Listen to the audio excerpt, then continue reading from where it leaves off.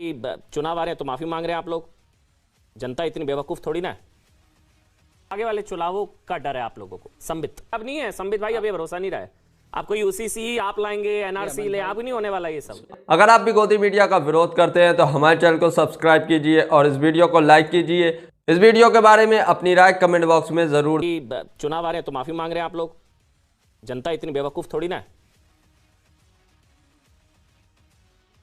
देखिए अमन जी, जहां तक ये आक्षेप है हमारे ऊपर कि चुनाव के मद्देनजर भारतीय जनता पार्टी और मोदी जी इन बिलों को वापस ले रहे हैं, इन कानूनों को वापस ले रहे हैं, मुझे लगता है इस पे बहुत अधिक बोलने की आवश्यकता नहीं है। लॉजिकली इस विषय को डिस्प्रूव करने की आवश्यकता है। 20 सितंबर 20 सितंबर 2020 में ये कानून लाए गए थे, संसद में पारित हुए थे। संबित थे कि आप पार्टी के प्रवक्ता है भाई, मैं तो नहीं हूं ना, मैं तो पत्रकार हूं।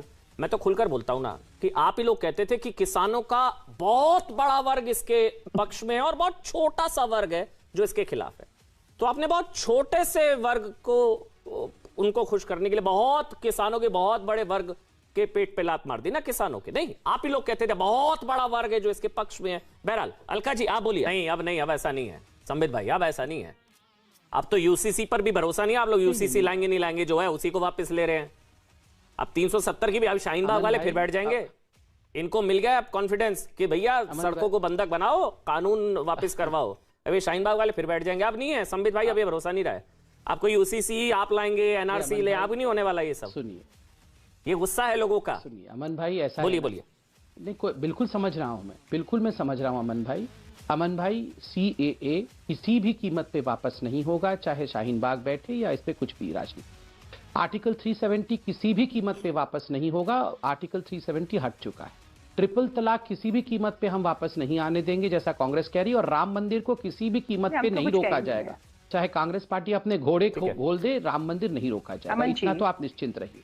देखिए अमन भाई, आप भी जानते, आप बोल लीजिए, जवाब दे दीजिए। अहंकार टूट गया आप लोगों का, अहंकार हार गया। और चुनाव, ये जो चुनाव में जीते हैं वो नहीं, आगे जो यूपी में, पश्चिमी उत्तर प्रदेश 136 सीटें, वो सारा आगे वाले चुनावों का डर है आप लोगों को। संबित, उसके बाद मैं आ रहा हूं खटाना जी और कश्मीर जी, आ रहा हूं।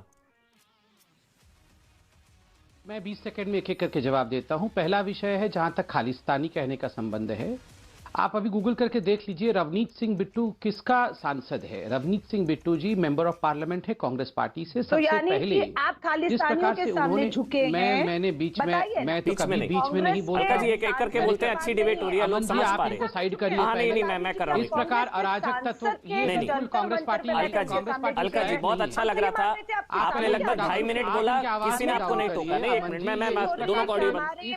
तो फिर अब क्यों? दूसरी बात है, आज मैं पहले 1 मिनट पहली पे रहते हैं, अब क्यों? फिर अब क्यों? देखिए, इसका उत्तर भी माननीय प्रधानमंत्री जी ने दिया है। प्रधानमंत्री जी ने कहा, इसको बड़े ध्यान से मैं बता दूं कि जहां तक ये तीनों कानून है, इस कानून में कोई खोट नहीं है। यह कानून किसानों के उज्जवल भविष्य के लिए था। यह कानून बहुत अच्छे नियत के साथ लाया गया था और इस कानून में पूरा संपूर्ण समर्पण के साथ ये कानून बनाए गए थे। किसी प्रकार का खोट कानून में नहीं है। खोट हमारी तपस्या में जरूर रह गई कि किसानों के एक वर्ग को हम समझाने में समर्थ नहीं रहे। एक वर्ग को हम समझाने में समर्थ नहीं रहे। स्वाभाविक रूप से एक वैमनस्यता का माहौल बने, देश में सबका साथ, सबका विकास, सबका प्रयास, उसके ऊपर आंच आए। संबित, दूसरे वर्ग की क्या गलती? वो सड़कों पर नहीं उतरा, ये गलती है उसकी। फिर ये क्या बात हुई? ये क्या बात हुई? मतलब जो सड़कों पर उतरेगा, आंदोलन कराओ, अपनी मांगे मनवाओ, कानून वापस करवाओ, वो उसकी क्या गलती? बेचारा जो सड़कों पर नहीं उतरा, जो मंडियों की बंदिशों से आजाद होना चाह रहा था, उसकी क्या गलती थी भाई? जो बिचौलियों की बंदिशों से आजाद, उसकी गलती ये थी कि वो सड़कों पर नहीं उतरा ना। आप लोग ब्लैकमेल हो गए, आप लोगों ने मान ली मांगे। उसकी ये गलती, वो सड़कों पर नहीं उतरा, उसने सड़कों को बंधक नहीं बनाया, देश को बंधक नहीं बनाया, ब्लैकमेल नहीं किया ना, बस ये गलती है। वो भी अब सड़कों पर उतरेगा, फिर आप वापसी कर लेंगे। नहीं, अच्छा आप बोल लीजिए। फिर अलका जी मैं आपके पास आ रहा हूँ, 30 सेकंड में अलका जी आ रहा हूँ, आप बोल लीजिए। संबित, देखिए अमन भाई, मैं बिल्कुल समझता हूं जो जिस पीड़ा के साथ और जिस इमोशन के साथ आप ये सवाल पूछ रहे हैं। मुझे 30 सेकंड दीजिए, मैं इसका उत्तर देता हूं। अमन जी, सही कहा आपने, रिफॉर्म्स बहुत महत्वपूर्ण होता है और यहाँ तो कांग्रेस की प्रवक्ता भी बैठी हैं, कई अन्य प्रवक्ताओं के साथ भी आज डिबेट हुआ है। लगभग सभी पॉलिटिकल पार्टीज ने 2019 हो या 2017 हो, उन्होंने अपने मैनिफेस्टो में यही वादे किए थे कि हम आएंगे तो एपीएमसी कानून में हम बदलाव लाएंगे, किसानों को और छूट देंगे, किसानों की आमदनी में किस प्रकार से बढ़त हो उसकी चिंता करेंगे।